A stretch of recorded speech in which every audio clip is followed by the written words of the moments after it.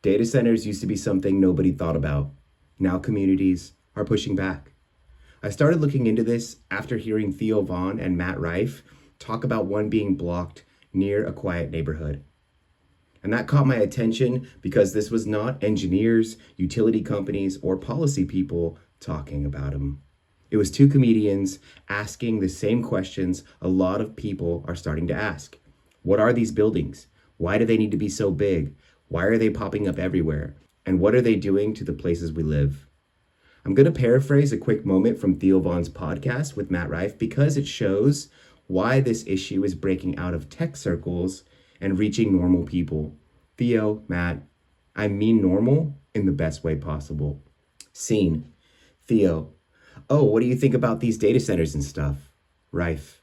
I don't know too much about them. I'm not going to pretend like I do. But the one thing that stood out to me, because it wasn't going to be that far away from my house, was that there was going to be a nonstop humming coming from the building. I was like, I don't want that. I love that I can hear birds outside. Theo. Yeah, especially something just humming off in the distance. Rife. So what data is going into these things? Theo. Yeah, why do the data centers need to be so big? My main thing is just this. We're already keeping a lot of data, right? Our phones record stuff all the time. It's on the cloud. The amount of data they must want to store now must be astronomical compared to what we're already doing. Scene. Consumers generate the front-end demand, but the vast majority of AI computing is still being consumed by hyperscalers, cloud services, enterprise deployments, and model training. Not by people asking one-off questions or sending ChatGPT messages like, please help me rewrite this breakup text to my girlfriend in a way that won't make her cry. Or, is it okay to take 4 different types of antacids at the same time? Or, can I still smoke cigarettes while I'm on a water fast? Here is a rough breakdown of where data and AI demand is really coming from, or at least most likely to the best of our knowledge at this time. I say most likely because these numbers are not perfect audited numbers. This is the best estimate that ChatGPT and Perplexity could give me in forecasting and projection at this time. 5% consumers and individuals. Regular people like you and I using ChatGPT, Claude, Gemini, image tools, AI writing apps, etc. 15% is allocated to cloud services. Companies renting AI compute through AWS, Azure, Google Cloud, Oracle Cloud, etc. Enterprise deployments is another 15%. AI that's being used inside of businesses, hospitals, banks, logistics, customer service, legal, HR, you name it. And here's where it really hits the road. 25% is going to hyperscalers. These are the giants with enough money, users, and infrastructure to operate computing at a planetary scale. Big tech companies running their own AI systems at massive, massive scale. Amazon, Microsoft, Google, Meta, Oracle, NVIDIA. But the biggest chunk of the pie is going to model training. These are giant training runs where companies build or improve major AI models. This is the expensive part. They require extremely heavy computing to create or improve current AI models. Before an AI can answer questions, generate images, write code, or analyze data, it has to be trained on massive, massive amounts of information. That training takes huge amounts of chips, electricity, cooling, and time. But when did these giant data centers start popping up? When did the hockey stick happen in production and development? Because I'm just seem to be hearing about them nonstop as of recently. They had 3 big ramps, but the real ramp or hockey stick happened between 2022 and 2024.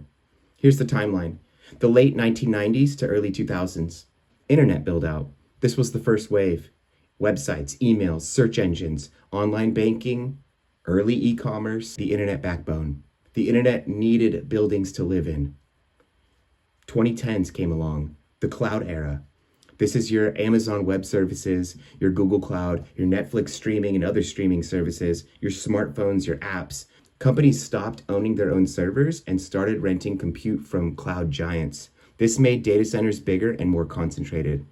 Then the pandemic happened. From 2020 to 2021, there was a leap in acceleration.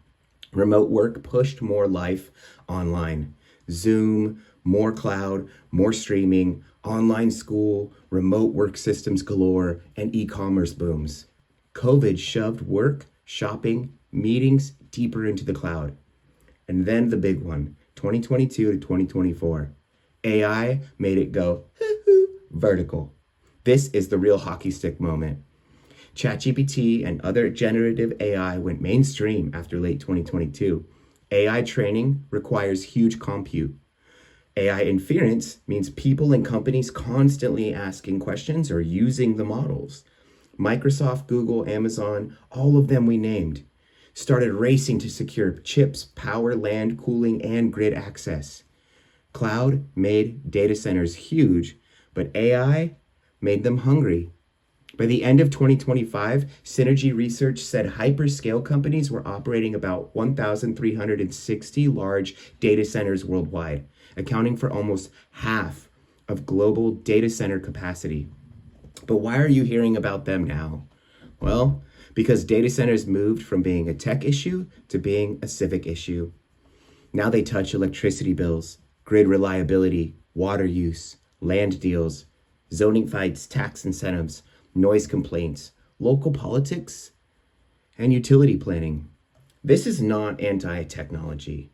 It is simply and sincerely anti-denial.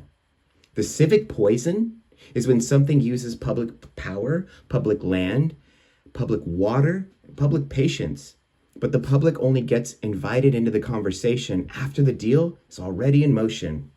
The power demand is the part people need to understand.